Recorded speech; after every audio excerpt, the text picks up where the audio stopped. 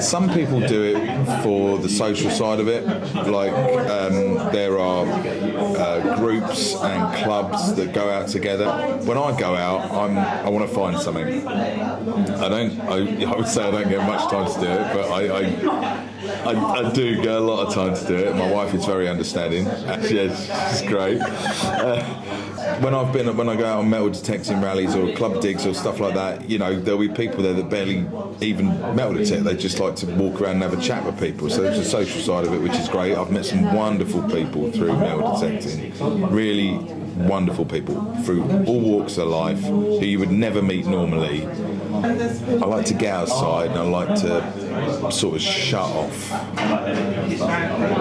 relax, and the reason I do it, it's like fishing.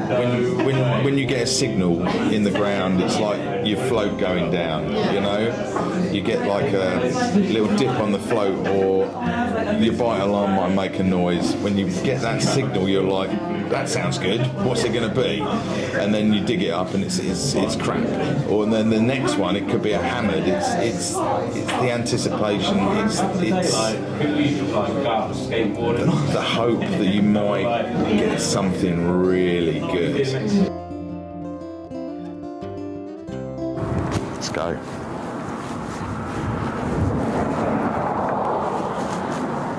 Hello.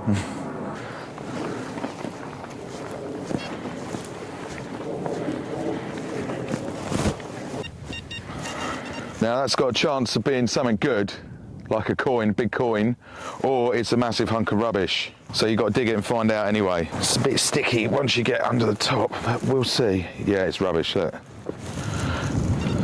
It's a massive chunk of rubbish.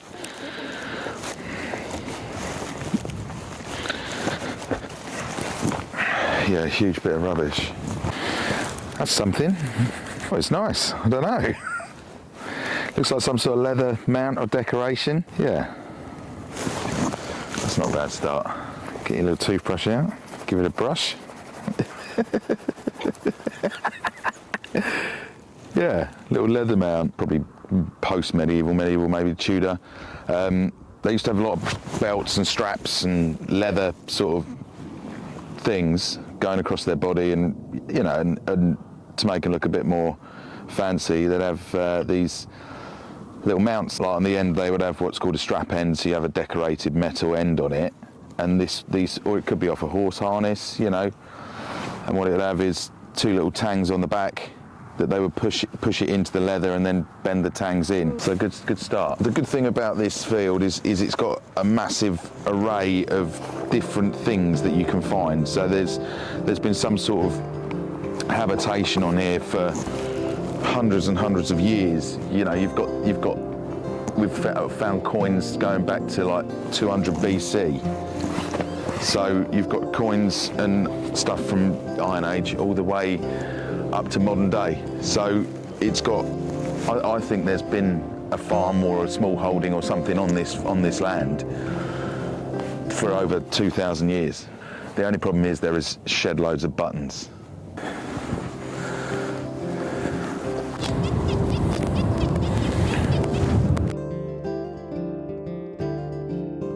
Must have missed it. It must be in the side there. That's better. 78. I don't think it's anything good. Looks like a button. There it is. Bloody button. They look like a coin. They sound like a coin. Buttons. It's very frustrating. 82. Loud. Probably a button. It's gone rubbish. Coin? No. Another button. But it's a big one. Button. Another button. I know people that have gone weeks and weeks and weeks without finding anything. Nothing. Well, nothing good. Just crap. You know, you got to take the rough with the smooth. You got to have the good days with the bad days. You know, some days everything you dig will be something that's good that's going in your find spot, and other days you'll go and it's just a can after a can after a bit of lead after a button. On on this farm was an Iron Age settlement here on the other side of the farm, and I found lots of bronze Celtic coins, but this field has done more Celtic coins than any of the others, all the others put together. Only bronze ones, no gold, no silver. I'm convinced there's a gold stater in this field, a gold Celtic coin. I've just got to find it. Well, I think there's got to be, because I found probably, I don't know, maybe 10, 12. Richard found 3 in a day, my mate Richard. He found 3 bronze Celtic coins, all on this slope.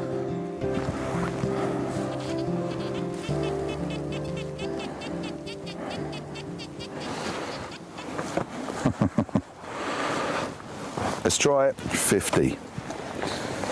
50.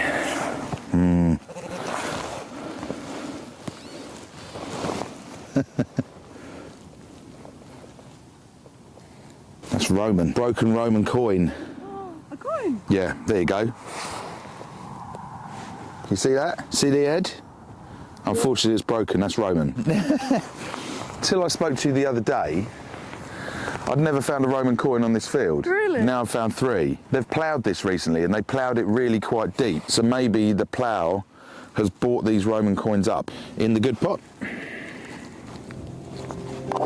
When we get to the top of the hill, I'll show you one of the major Roman fields is just on the back of this. They're what I would call casual drops, so there's no inhabitation on this field, but they would have just dropped stuff as they were passing between places. The field at the back has got quite a concentration of Roman artefacts on there, brooches, coins, etc. I've never done really well on that one, but some blokes that metal detect up here as well, that's Jim's favourite field. He's had like 5 or 6 good Roman brooches off there, but I like this one.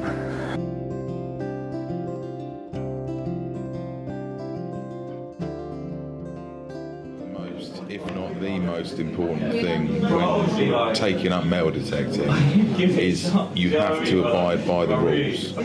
You have to gain permission to metal detect. Every square inch of land in this country is owned by someone. In America and places like that, it's completely different. You can just rock up in the park and do what you like. But here, every square inch of land is owned by somebody. So you have to get permission from the landowner before you start metal detecting. If you don't, it's called night hawking, right? Potentially you can go to prison for it. If you haven't got permission to be on the land, it's trespassing. You're digging holes in the ground, so it's criminal damage, and you are taking artifacts out of the ground, which is theft. So it's, I don't think you get a custodial sentence, but you can get a massive fine, potentially up to £250,000. So rule number 1 when you buy your metal detector is get permission. Rule number 2 when you get your metal detector, always fill your holes. And if you do find something classed as treasure or significant, then you have to declare it. They have changed the rules recently, so even if you find 1 gold coin over 300 years old, I believe it is, you have to submit it. There was an article in the news recently of some chaps that found some gold coins, Celtic gold coins in North Wales. They didn't declare them, tried to sell them on the black market. The guy that sold, I believe, 4 gold coins, Celtic staters, which is number 1 on my list of things to find, he got 12 years in prison. Yeah, which is ridiculous. Some people submit everything they find. I personally feel that's a bit of a waste of time. And people submit treasure items that aren't really treasure items. They are by the letter of the law, but like Charles II silver cufflinks, everyone's got one, but it costs the taxpayer like £30,000 every single treasure claim that goes through. It's ridiculous. That's only my opinion. I know some people feel differently. So anyway, if you're taking it up, you have to do it responsibly. And I've sort of contradicted myself there because I'm not submitting everything, so.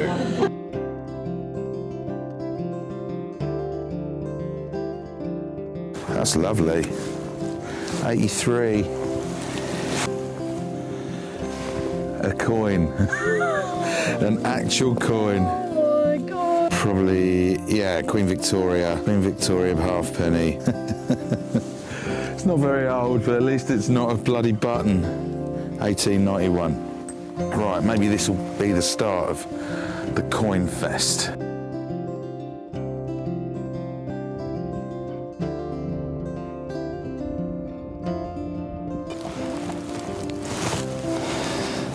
double beeping, so that means it's on the top, more or less.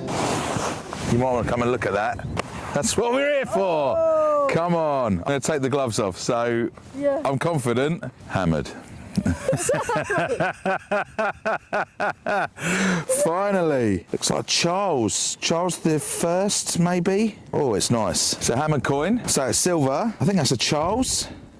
Charles the First. Penny, I would assume. You can just see his head there. Get there in the end. Sometimes it takes longer to find it than others. Like some days you'll get on the field, first signal hammered, you know, and then in some ways that's more frustrating because then you can walk around for the rest of the day and not find a bloody thing. Whereas today we've walked around, found a lot of lead, a lot of buttons, bits and bobs, but the hammered, cherry on the cake. Let's go. I think I performed reasonably well, you know, a lot of signals dug, you know, a lot of targets, a lot of signals dug well, found easily. But what you can't help is what the signal is, you know? You just got to dig what's there. A little bit of persistence, you know, you've just got to keep going because something good will come. Doesn't always, but you put the effort in, effort equals reward, doesn't it? I think we did all right. Got the hammered in the end.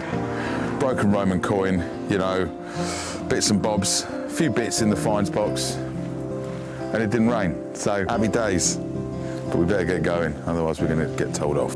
You're hammered, and your pencil sharpener. It was my first time going metal detecting last week, and actually I thoroughly enjoyed it. It was really good, yeah. Well, it was just lovely. I was outside, I love being outside anyway. The sun was shining, I was walking the dog, there was birds all up ahead, and it was just a great thing to do. You know, there's many reasons why you go metal detecting. It's not just about finding stuff.